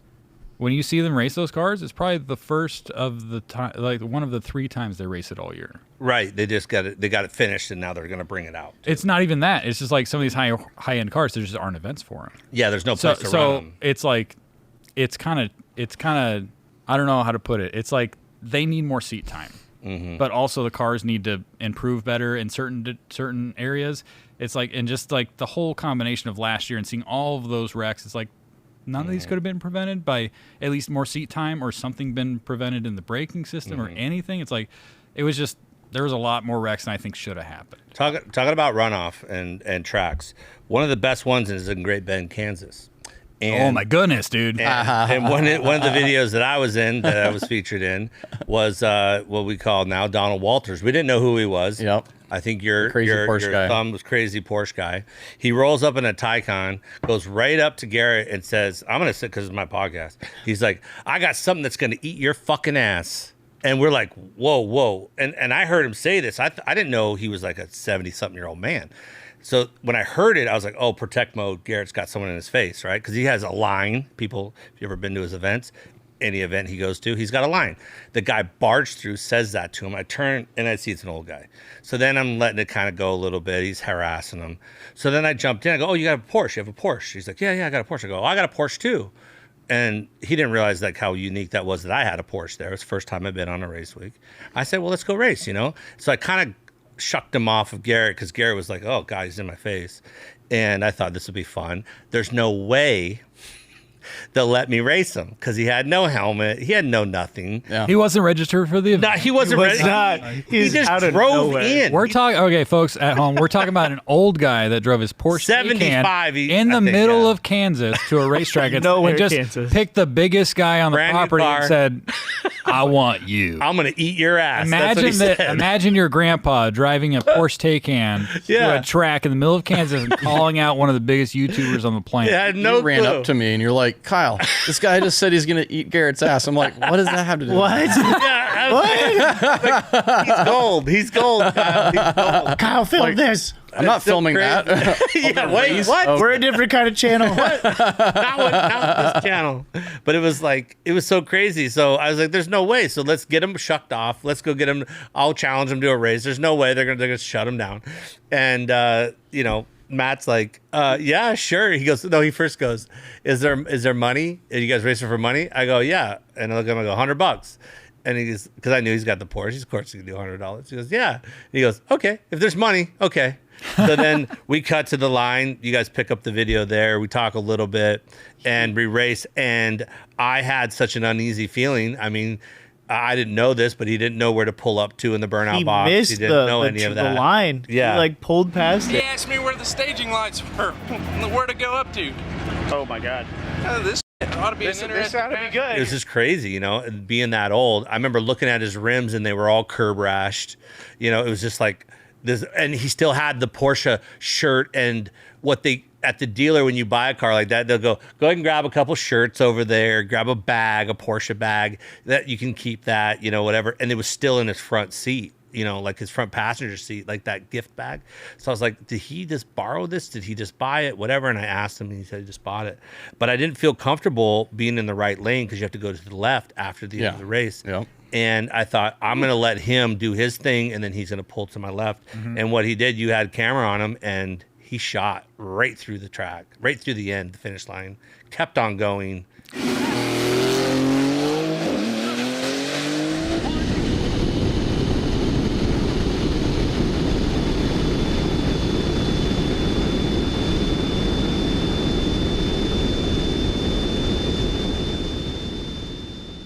So if that track wasn't like a mile That's long, what I'm saying. It's a mile long So there. It's crazy. let's just set the field. This is Great Bend, Kansas. Great Bend Raceway Yep. in Kansas. Not an NHRA place it's or anything an like that. Was it military? Air Force. Air Force. Yeah. Base. So Very old. the runway. The oldest so racetrack. the X runway is now the racetrack, and this thing is like just like a regular military runway, like a mile long. If this thing was not a mile long, He would have been done so. Like, let's say if he's at Bradenton, he would I have think been George out. is one of the only people to go off the end. George made I couldn't it. believe he actually went I can't believe he's slow. He Like, made it he was that still far. going that fast. a mile and a half. Good. Shout out to George. I don't know if George Shout out watched to it, but Buenos shout out to Dias. George for. I don't know how you had mile per hour going through the Yeah. end of that track. That was We're pretty still crazy. impressed, George. That's We're That was one of the still greatest impressed. weeks of his life. I'm pretty sure he was having such a good time. So yeah, race time I met him, it was crazy. The video did 1 million or so, and I remember thinking, you know, that was just crazy, and that'll be a memorable event, you know, that I will always, you know, remember, and I'm glad I got a video for it, you know. So as time goes on, we went right back a couple months later for the next one, and Garrett rolls into town. He goes, you know, that guy you raised, the post office person said that they've been delivering mail and he hasn't received it in months, and since we left, and they found his car at the end of a racetrack with the door open and the car was abandoned. And I come from a small town. I'm thinking a small town jabber, you know, he probably went back home to California or something. Yep. And he's just doing his own thing and he just, you know, bounced out. Well, I literally dismissed it as that. Then we did the whole event. Nobody else brought it really back up. Other people met him as well that last trip. So they were like, yeah, they're saying some stuff. I didn't really pay attention. I think it was like not till like March of the next year. I'm like in Hawaii and you messaged me or something. You said, this guy, because I had mentioned when we go back, we should do a video and talk about him and go find him. I think it would be fun for us to go hunt him down in town. I thought that would be a good video. And let's go talk to him and find him again because he was so interesting to me. And you said, dude, he's gone. He legit is gone. I said, no way. Then you sent me a clip of the news clip that he was literally missing. In a developing story, this 76-year-old man. Deputies say Donald Walters has been missing since July 10th. Crews have been searching for Donald Walters. Walters is from Great Bend, Kansas, which is about 6 hours from here, and his car was found right over here by this bridge here on a dead-end road last week. That was crazy to me. And you were the one that told me. I would have never believed it. I will say those videos you did on him. Thank you. I had no. Oh my God. I watched those. I was like, so Chet just finds missing people.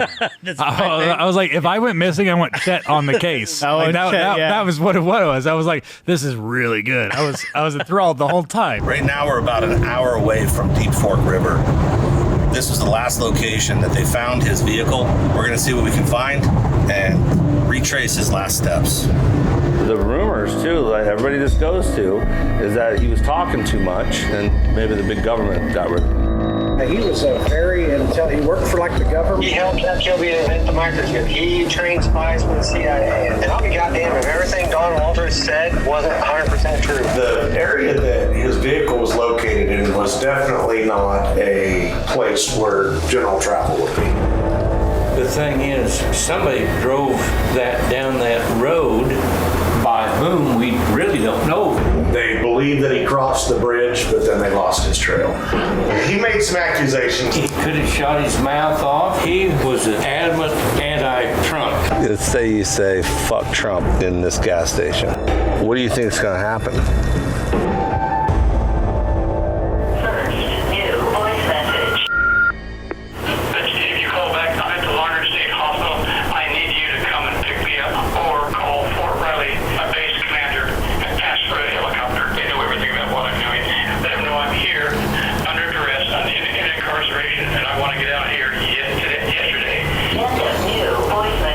I have a lot of people want me to do more, but yeah. Yeah, shout out to you and Cody. You guys nailed that. Yeah, Cody and I, shout out to Cody. Yeah, He's the guy behind the... Cody, good job. Yep, shout out to Cody, for sure. Yeah, it was just me and him. Everyone we've ever shot there, all that series was just me and him. We've had other people helping, but it was just me and him. And you said he's gone. I talked to a police officer. Some of that audio is used at the beginning. And when we first started doing it, I knew it would be good, and it wasn't necessarily for that.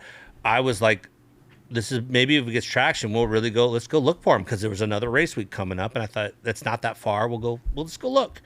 And I've seen enough videos, and I thought, man, what if we find him? That's incredible. And a lot of people don't find him, and not to spoil if you guys haven't seen that, but it's an epic series. Yeah, back when we found out if you haven't.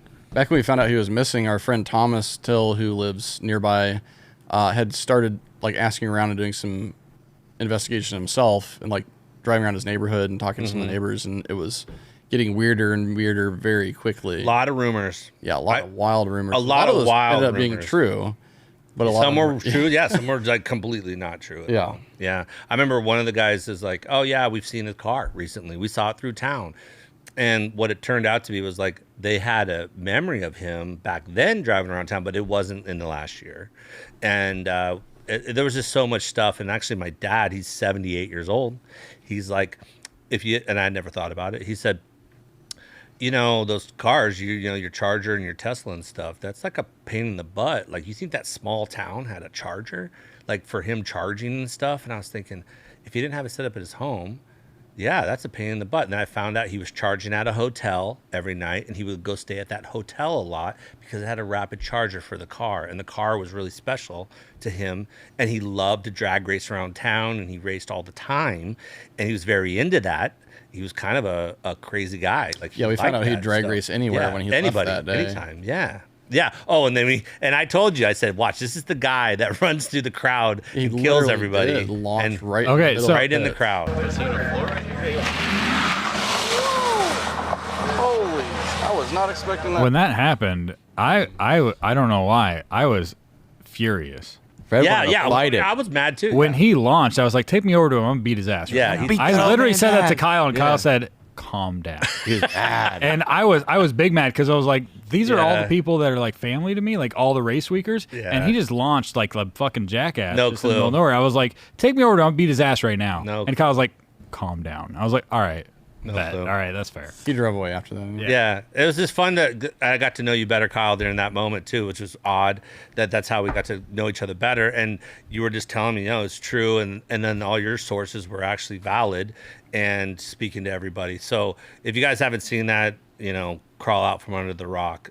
It's one of the better ones I've had on my channel. It is. It really is. I think we all watched it. Yeah. I don't have much time to watch stuff on YouTube. Yeah. Other than my own stuff, and I watched all those. They were amazing. Yeah, okay, so legit, when people come up to us and ask us who do you guys watch? Mm-hmm. I'm like, bro, I'm literally not trying to be a dick. It's we're making our own videos. Yeah. I don't have much time for anything, but your videos on him, I watched all of those.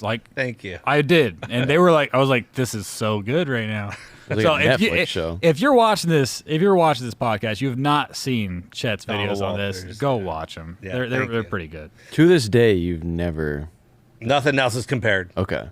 He's still gone though. No, he is. He is still gone. Spoiler alert. And they've never. Donald Walters, No. if you're watching this, hit up people like Chet. Come forward. Yeah. We're worried about you. I got a lot. I even got some more false information afterwards. The dates did not match up when they said they met him, and it was after that. So the conspiracy was he worked for the government, and I'll let you guys watch it if you want to, if you guys haven't seen it.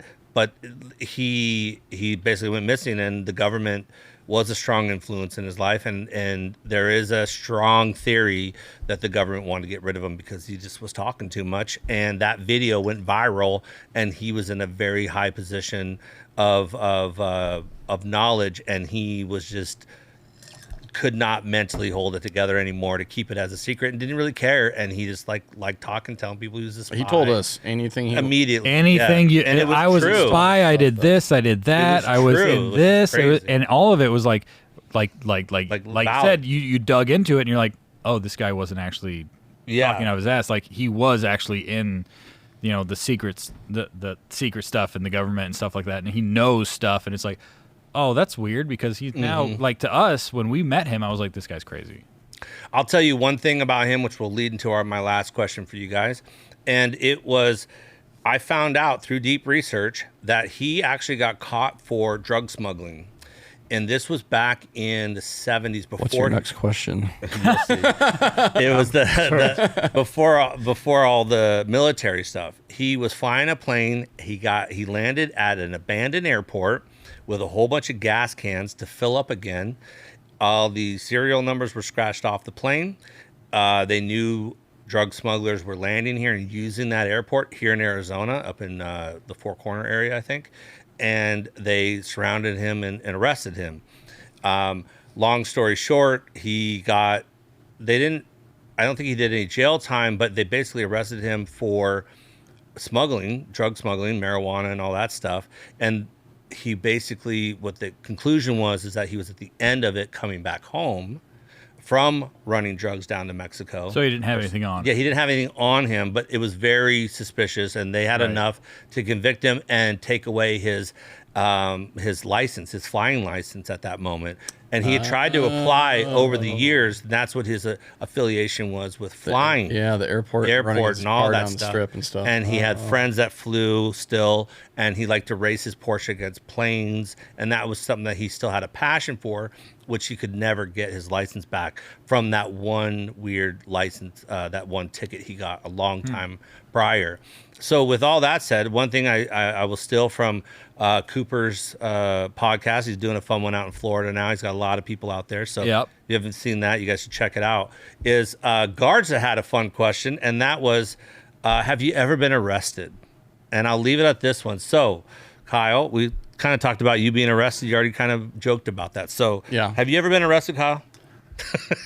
Not completely. That you want to talk about? Not completely. No, actually, I haven't. I was in a police investigation in Dubai, but there's plenty of times I thought I was going to get arrested from filming in cars. The first TX2K I went to, we lined up a street race between two GT2 Porsches, actually. And we got clocked at 160 miles an hour. And long story short, the guy clocked at 160. Yeah. And the guy ended up BSing with the cop and got let go. Wow. But I thought both of us were going to jail. But when I was in Dubai, it's the lamest thing ever, but it's one of those culture shock things where I knew that you couldn't film in Dubai publicly without a permit, but you're not going to get permits, so we were just filming quietly. Yeah. And I thought I'd put a GoPro on the windshield of my car and drive through downtown so I could get video of downtown without driving illegally. Nice shots, yeah. Because they have cameras everywhere, and if you get caught filming or texting and driving, it's a pretty big deal. So I was just driving through around downtown. I wanted to go to the Burj Khalifa, and I got lost, and the next exit after that is the mall. And I got lost in the mall, and I got spit back out going the same way down the highway. And then my navigation's like, take a right on, and it's like 4 words for the street name. And by the time it finishes saying it, I'm already past the sign. So I ended up like 2 exits down, went on this roundabout, thought my GoPro was dead. So I got out, changed the battery, got back in the car. And so I was on this clover leaf, And as I get in to go back on the cloverleaf, a cop is standing in the middle of the road, waiting for me, and waves me off. And he's trying to speak to me and doesn't know any English. And so I'm like, I'm a tourist. I don't know. He's like, he points to the GoPro. I'm like, I'm just taking pictures. He's like, you come with me. And so I get out of the car. He's like, no, drive. Wow. I'm like, so I drove to the police station, and I sat in the police station for 6 or 7 hours. Now, Dubai, I would imagine, has a pretty decent police station. What was it like? This is more like a suburb, like domestic dispute type. It wasn't that high security. No, I was in a separate room. I was like in the head investigator's room, but they wouldn't let me leave. Okay. I asked several times, and at first I was like, "Can I go now?" Frustrated, and I knew from talking to, like, being there a few times. I went to Qatar a bunch of times. My first time in Qatar, respect is the number one thing there. If you don't show respect, you're done. Disregarded. There's nothing. You're just, all hope is lost, literally. So I was trying to be as respectful as possible, but towards the end of it, I was getting very upset because I was in a room by myself for 6 or 7 hours. Literally, they have, I think, 5 prayer sessions a day or 4. I heard 3 of them. Wow. I was in there that long. That's like you time yourself. Yeah, it was, and I I was only there for 2.5 days. So did they know? Which Did part? the group know that you were there? No, nobody. Well, nobody knew. No, you left me. No. You were in Qatar. I went in, and you were flying home early. I went to Dubai by myself. That was it. We were in Qatar together to film the Sheikh's race cars or whatever. And then Kyle's like, I'm going to leave early. I'm going to Dubai because you had friends that were reached out or something like that. I was like, okay. So he went over there, and then I didn't know any of this happened until I got back to the States.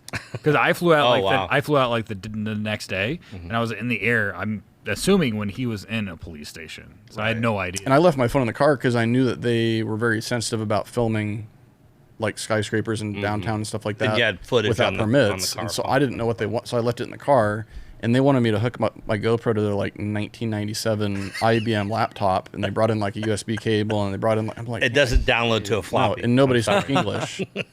So finally, the one guy that spoke English there comes in, and I said I could show you on my phone. It's in the car, and then he let me go to my car and go get it. And they're like, "Oh, okay, you're just a tourist." I'm like, "Yeah, that's what I've been saying the whole time. I tell you this the whole freaking time." But so I looked at where I got pulled over, and it's literally like a quarter mile from the entrance to 2 massive palaces. I'm talking about like a half square mile palaces on each side of the road. So they thought I was spying on this palace, like the king, the emir of Dubai. I'm guessing that's who lives there. So that's the only time you've been arrested? Okay. Yep, somehow. Yep. All right. Have you ever been arrested? So I've been arrested one time. I love it. I thought maybe you'd say no. Never. Now, it wasn't street racing. It was suspicion of, I'm not going to say what, but it was all cleared and everything, and I wasn't charged with anything. So that's good. Yeah, I've been arrested one time, and like I said, not street racing related. Even though I've been in several cars, I've been in I think 2 cars that were pulled over. I've been in while street racing. That would be a good question. How many cars we pull over while street racing? Yeah. But we had kind of have a system figured out of how to avoid any type of cops or. We don't need to talk about that. That's classified information. Information. Yeah, exactly. But we have a good way of vetting people before we go out with them, like just by communicating with them, whether this person's dumb or smart. so like street racing thing, that's never been really an issue for us. But yeah, I've been arrested one time under suspicion of something that didn't actually happen, and it was dismissed or whatever. So, all right. Yeah. What do you got? All right, Woody. What do you got, Woody? He starts a big smile. Have we all been arrested? Have we all been arrested? Club? I know. Oh, okay. Never? Which time was this? I'm not sure I should go in. Yes or no. Cody's saying yes. We need to hear it. Let's just say Woody's Don't let Cody down. Woody's been arrested, but he's a good kid. Okay. Boss, what do you? He's a good boy. I didn't hurt Am I gonna anybody. think differently than you? I didn't hurt anybody I didn't either. hurt anybody. I didn't do anything to anybody else. He's physically. I was helping people out. Okay. With things, and the law enforcement didn't want me to keep helping out with things, and so I ended up getting arrested for helping people out with those things, and I got taken on like a Thursday or Friday, which means they put you on hold. So I was in jail for like 3 or 4 over the nights. weekend. Yeah, well, that's the worst. Here's the thing, though. So my anxiety was like so fucked that I was like freaking out. They had me in the infirmary all 3 days because they couldn't get a heartbeat on me because they'd put the little finger thing on and it would air out because I was just like tingling. This is not a bad thing. Yeah. I mean, so was it probably better to be in the infirmary? yeah, like I didn't have to go into general pop or anything. General pop. I Sounds thought like he's something got would the, happen he's to got you. the General down. special How many treatment tattoos? jail. Got the lingo down. How many tattoos? does. How many spider webs you get on your elbow? Nah. 4. He covered up his teardrop. So like I was just being a good citizen, helping people out. Yeah, Good that's- kid. that's- Good kid. You are a Just good say boy. that I was a florist. We're all saints. Okay, I And got you. So then it didn't end up. I learned a lot, and I grew from that, and never happened again. Haven't been I arrested since. did real good for myself. Good job, Woody. Considering Good our job. profession, I'd say we're pretty lucky with not getting arrested and not Yeah. filming anybody dying. Like, we hang out with as Yeah. responsible people Facts. as possible. Those you have two, a vetting process. Those two things Yeah. right there. If anybody thought that they were going to hear we got arrested for street racing, I'm sorry. It just didn't. It's just. But we're documenting things, so we try and stay on that side of the line where we're just documenting and not organizing ourselves I directly. wasn't Right. the one So- stepping on the gas pedal while you went over 100. Well, when there's people that were like, "There's no way you guys haven't been arrested or anything like that," it's like, well, we don't ride with the people you ride with. Right. So we don't th- go to side shows. We're completely against those. Exactly. 100%. The sideshows, that's where the burnout, where everybody's getting hit and those are going popular, where people getting run over. Takeovers is what they call it as That well. is the cancer of the automotive world. I agree. cancer of the automotive. I agree. Yeah. It's just nothing but, and it gives such a bad name. It's like rolling coal and doing that, pranking people in the face and having that all go viral. It may be great for that person, but it's just terrible for the community and everything else. I will give you guys one thing. I've been arrested, but that's a stupid story. I have had security grab me before in Vegas. And the quick story is, since you guys told me yours, in Vegas, and this was before it was Uncle Chet in Vegas. This was a greenhorn Chet in Vegas, and I didn't know how to roll craps, and we're rolling craps, and we're killing it, and we're doing really well, and we had comped rooms and everything, like a huge, like just like in Hollywood. It was incredible. We come back down, and the host is like, "Hey, here you go. We'll cut you a line. You can go to this best club and have fun." So we're walking up the stairs into the club after we got in by ourselves, which I thought, and my buddy's like, "Hey, you ever had purples?" I was like, "What do you mean?" He goes, "Well, because we went in together on the craps table. He was paying me out my share." And if people don't know, purples are $500 chips. So he's like, "Here's your purples," because we did really, really well. So he pays me out my purples. I'm like, "That's freaking awesome." I'm like, holding it and loving it. And we go in, we get a drink, get my Jack and Coke, waiting for that, finally get served. Guy comes and taps us on the shoulder. He goes, "Come with us." We walk through a back area of the club that's like another club, but closed. And I hit him. I'm like, "We're either getting murdered or they're comping us more." And he's like, "I don't think we're getting comped." We go out. Security starts harassing us. "All right, guys, so let's see the drugs. We need to see your drugs." Yeah. And I'm laughing. I'm like, "We're the last two to be having drugs, whatever." He goes, "I know you guys are dealing drugs, so I need to see your drugs, empty your pockets or whatever." I was like, "I don't know what you're talking about." He goes, "Listen, I heard you guys talking. You're dealing purples, and that's what your drug is, or whatever. They're whatever ecstasy." I go, "Oh, and then I pull out my purple chips, and the guy's like dying inside. Like, oh my God, he thought he like got us. My host walks over at that moment, and he's like, "What's happening?" We tell him, he's like, "Oh my God." So he literally grabbed the guy. He goes, "He'll never be here again." Literally got fired on the spot, trying to be like a Ricky Rescue It did sound like a security drug. guard. Yeah, I know, right? But like he was trying to call us out, but we were the high rollers of the Excalibur that night. No, Luxor. And that was a moment where I thought we were going down, maybe get our legs broke, but it was just my purple chips. You're gonna end up at the bottom of Lake Mead that night. Yeah, exactly. Go ahead, Fred. No, I just need to use the restroom. Like, oh, we're good. Really bad? We're good. No, I think that's been awesome. I think that was good. Long enough, all that good stuff. And I think, thank you guys for coming out. Thank you for asking me to be one of the first people to do this new series. I'm super excited for it to come out. Absolutely. We're thinking maybe in a month or two, mine will finally come out. But your episodes are going to start airing very soon. That's going to be yours, Kyle, right? Yep. Tomorrow. My collection. Oh, tomorrow. Oh, fantastic. Yeah. yeah, so that'll be coming out. Great. Everybody, please tune in, watch all theirs, watch everything else. Some of the stuff we talked about, look it up. I think it's all really, really good stuff. You definitely have videos that are current, but they're not necessarily, they don't die on the vine. You can go back and watch Gutted Tesla, Rules of Streets, or whatever that was, and it's still such an entertaining video. So you guys have those videos that last a long time, and you can watch them at any time. So I encourage all the people, please go back, watch all your good stuff, and thank you guys for coming out. Thanks for having us. Thank buddy. you. Thanks, on one Chet. of your new channels, one of your new shows. So that's it for today, and thank you guys. That's just another day chilling with Chet.